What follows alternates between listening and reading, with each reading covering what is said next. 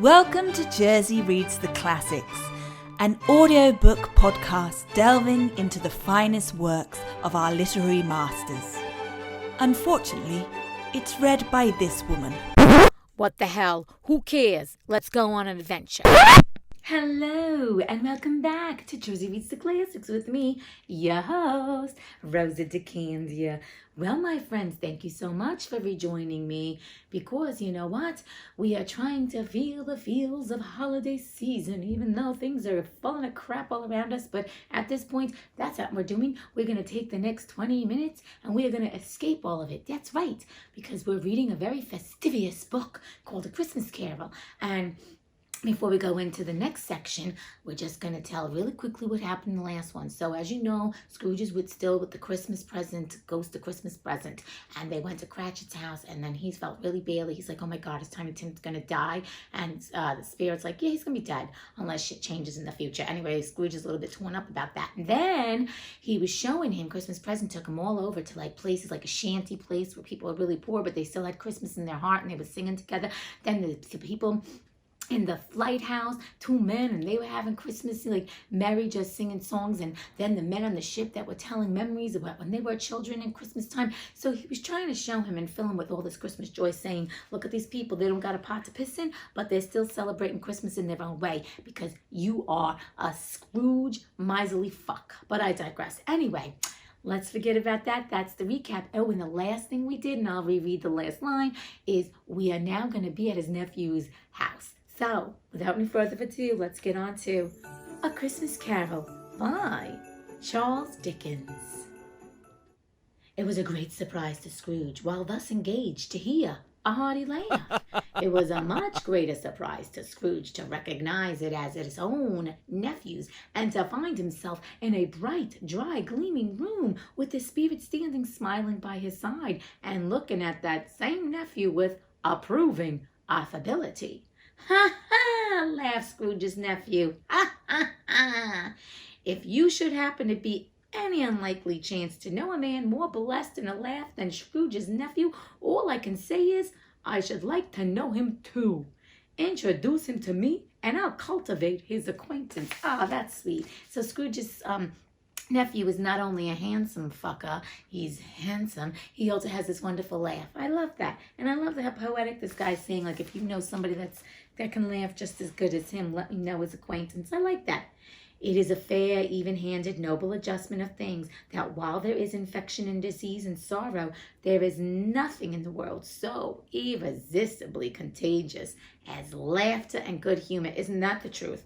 What has been getting you through this COVID? I know I've been following a lot of comedians that were not famous before.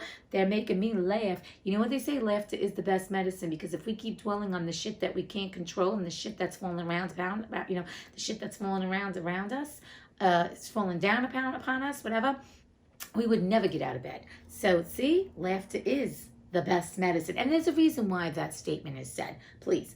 When Scrooge's nephew laughed in this way, holding his sides, rolling his head, and twisting his face into the most extravagant contortions, Scrooge's niece, by marriage, laughed as heartily as he, and their assembled friends, being not a bit behindhand, roared out lustily.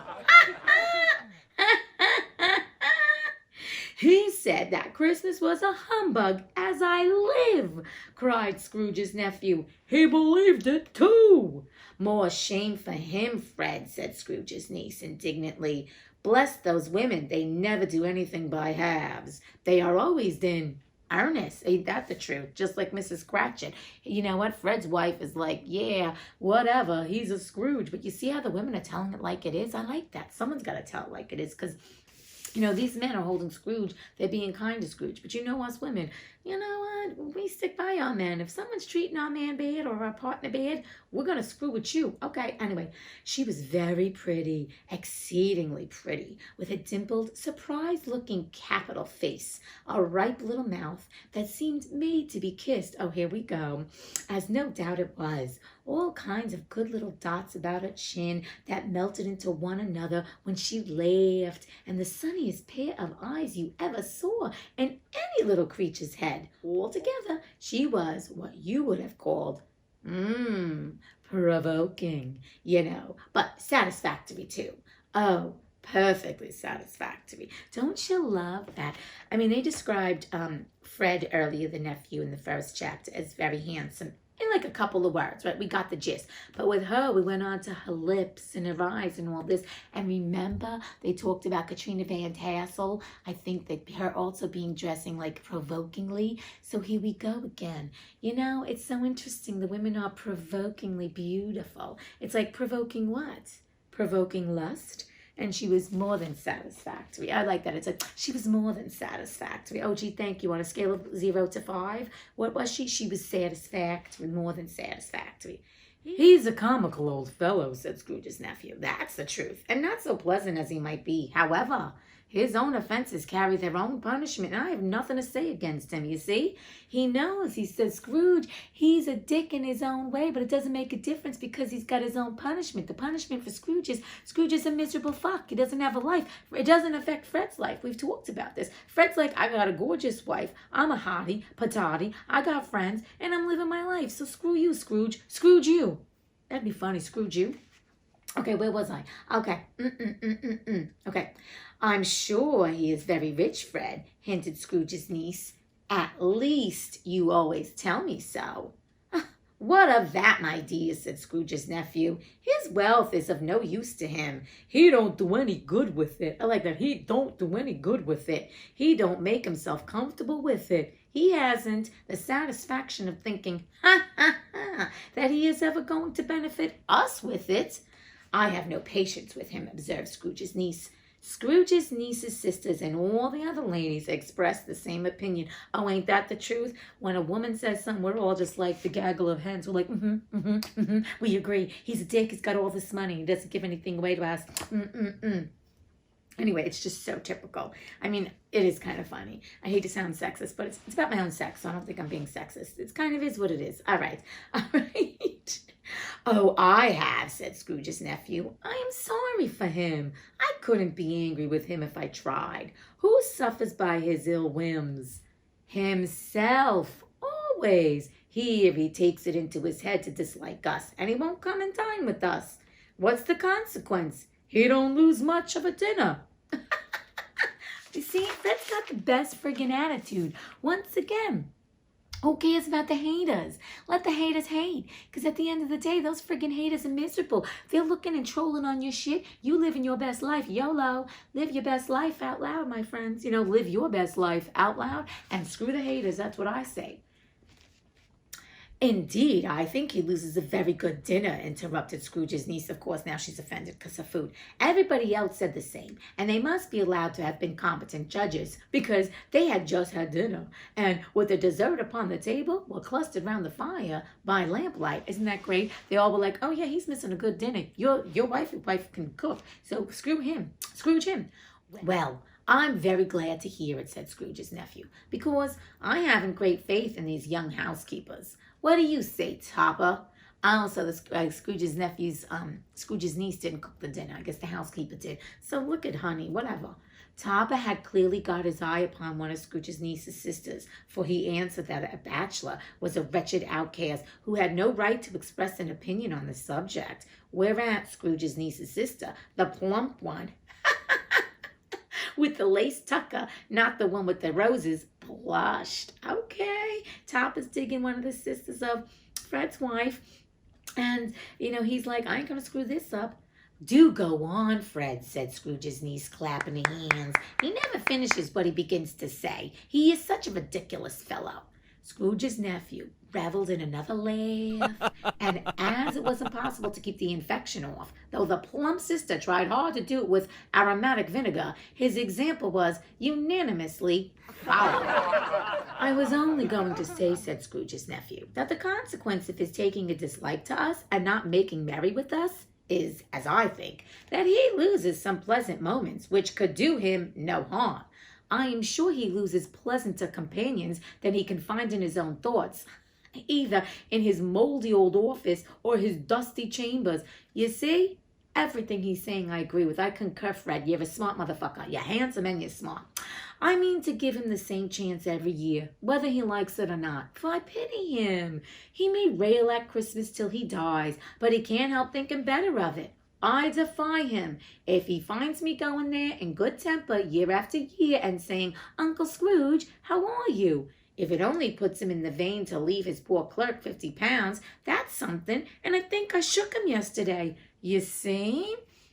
Fred knows he's awakening the uncle in his own way, and that at least, he's like trying to remind him, it is holiday, let's make good cheer, so treat your clerk nice. So see, Fred's trying to spread the goodwill about. We like this. I like this Fred. He's not only handsome, he's a keeper, okay? That's all I'm going to say. It was their turn to laugh now at the notion of his shaking Scrooge, but being thoroughly good-natured and not much caring what they laughed at, so that they laughed at any rate, he encouraged them in their merriment and passed the bottle joyously, so they were getting tanked on top of it too. Good for them, they're getting shit-faced. I mean, after all, it's friggin' holiday season. After tea, they had some music, for they were a musical family and knew what they were about when they sung a glee or catch, I can assure you, especially Topper, remember the bachelor, who could growl away in the bass like a good one and never swell the large veins in his forehead or get red in the face over it. Scrooge's niece played well upon the harp and played, among other tunes, a simple little air, a mere nothing, you might learn to whistle it in 2 minutes, which had been familiar to the child who fetched Scrooge from the boarding school, as he had been reminded by the ghost of Christmas past. And who is that? Fred's mother, Franny. When this strain of music sounded, all the things that ghost had shown him came upon his mind. He softened more and more and thought that if he could have listened to it often years ago, he might have cultivated the kindnesses of life, of his own happiness with his own hands, without resorting to the sexton's spade that buried Jacob Marley. Ain't that the freaking truth? If this guy wasn't such a douche all his life, and took the time to understand and listen to beautiful music that I guess his sister loved, and took in that, he would be happy now, instead of going to do all this for Jacob Marley to die, to come back and to tell him, like, you need to change your ways, Dick. Like a vault. But this is good. See, he's getting softer. But they didn't devote the whole evening to music.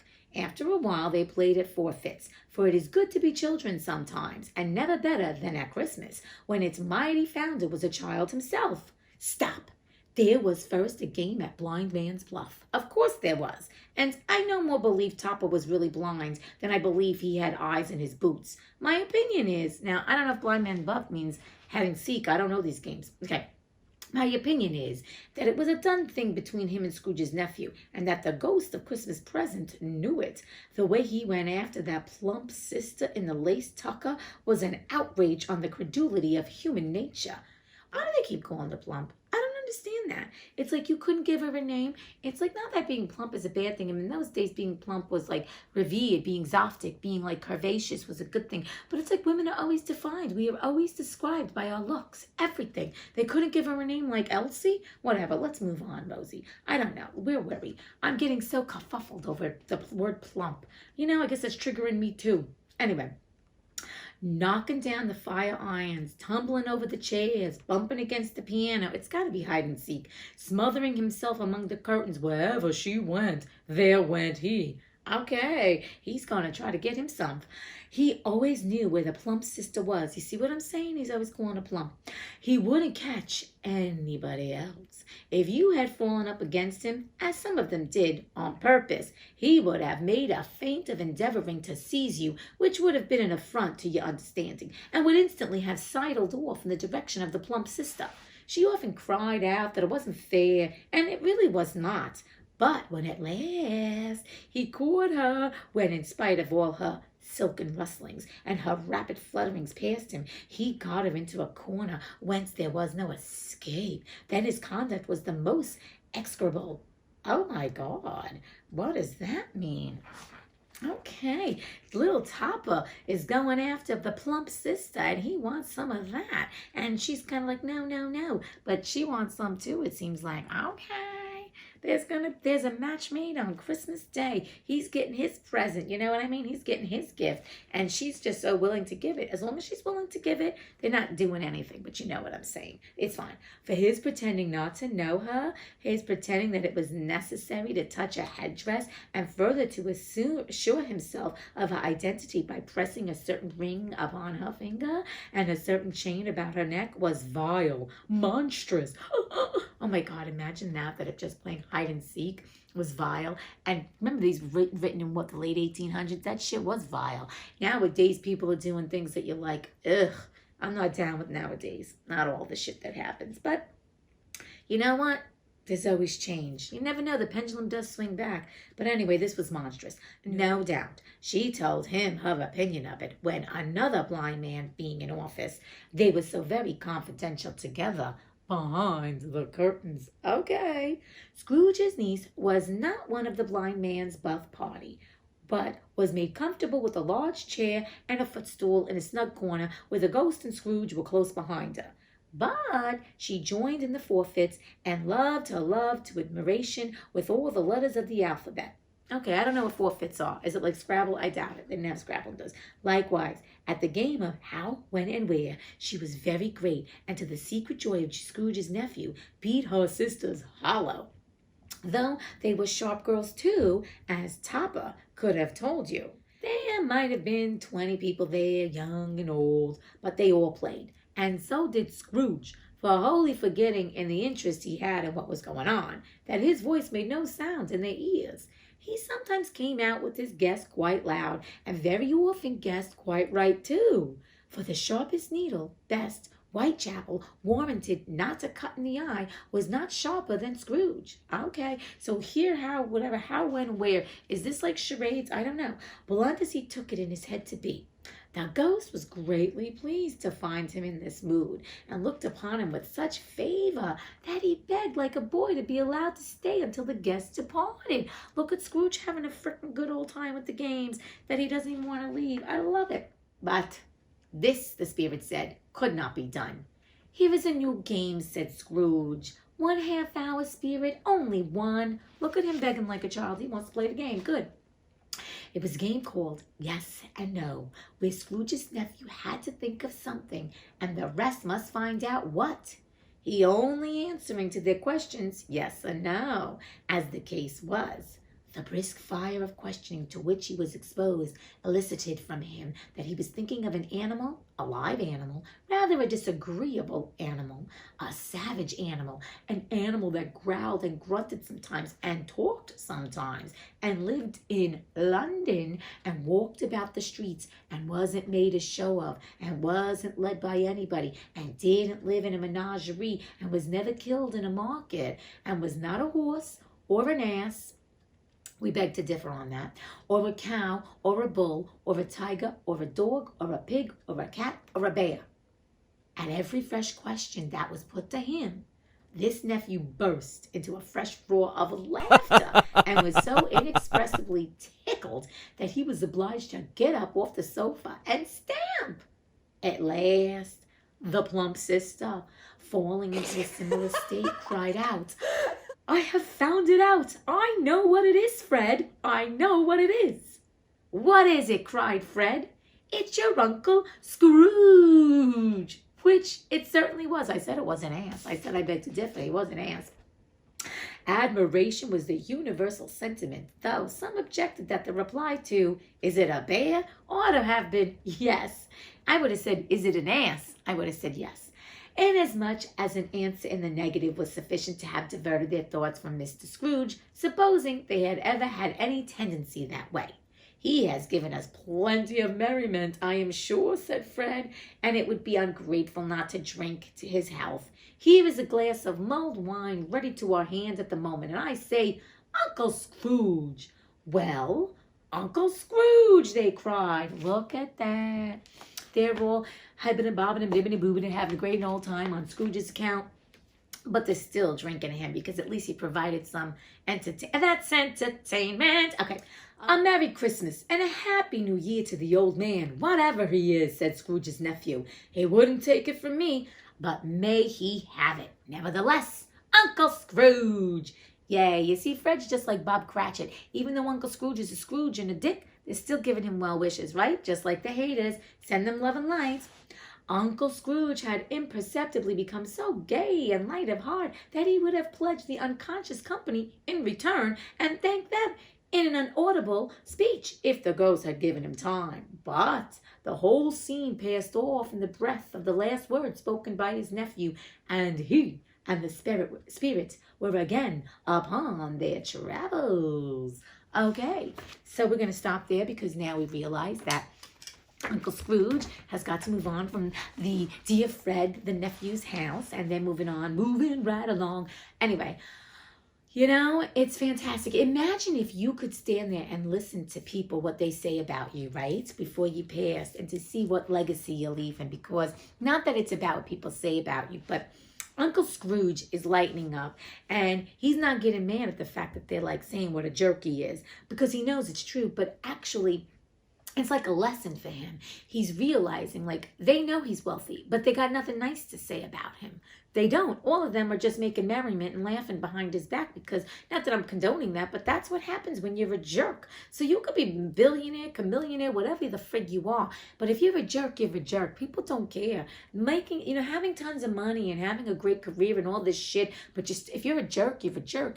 And that's the thing about this. I love the fact that, imagine if you could one night of your life be shown your life, the past, the present, the future, and see how you can reconfigure and change who you are. That's the beauty of the story. And the thing is this, we shouldn't have to do that or have to have that happen to change who we are. The thing is, we all got qualities about ourselves that sometimes aren't the best and brightest, but it doesn't mean we can't change it. So I just want to really touch on the fact that we have the opportunity. We are thinking beings, and especially what's going on with the world today right now, like, it's a priority. A priority should be like, check in with yourself. Who are you as a person? How are you growing as a person? Is your character getting better? Are you getting worse? Or are you staying the same? Because, my friends, no one can change you but you.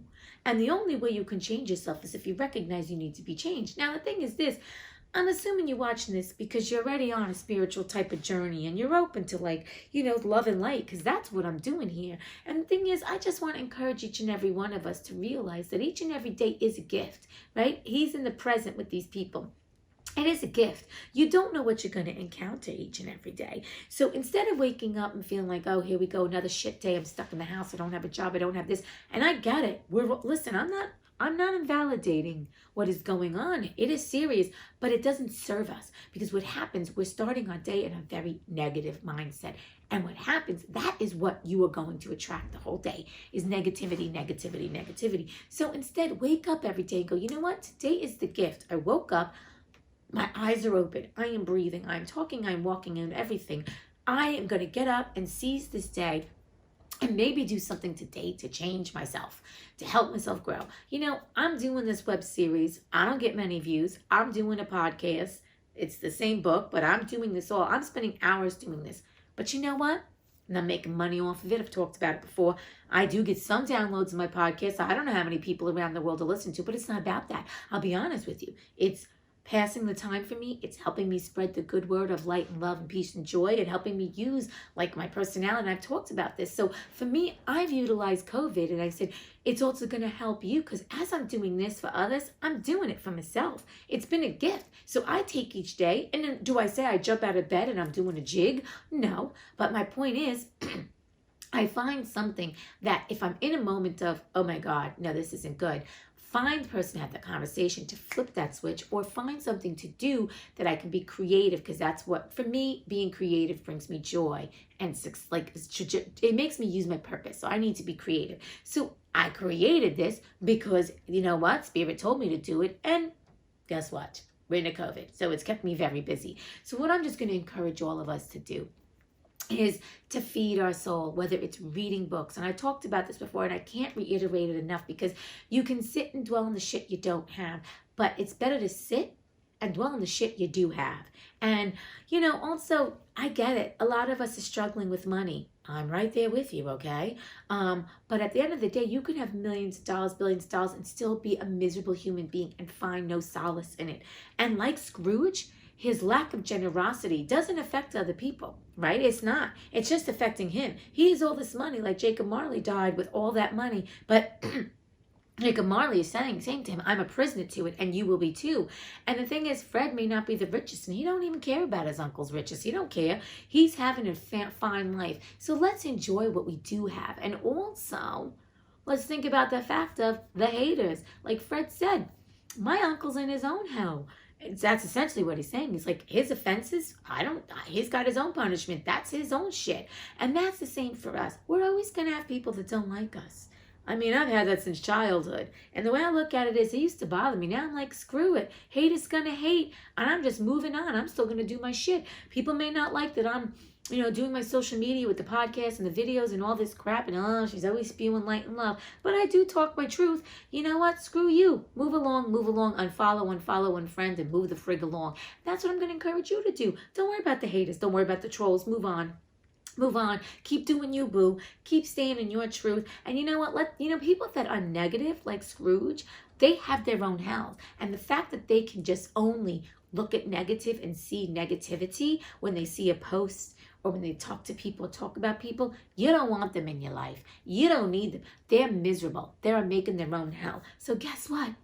Peace, haters, with light and love. Light and love. I throw you light and love and fuck off. So with that being said,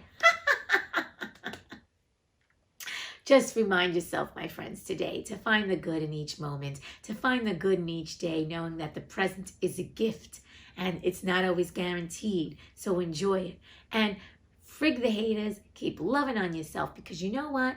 I'm sending you tons of light and love and peace and joy and bliss and magic and fairy dust, abundance and prosperity, knowing as I send it to you, it comes right back to me, and we have this wonderful energetic reciprocity. And knowing that right here, right now, you are worthy. You are enough.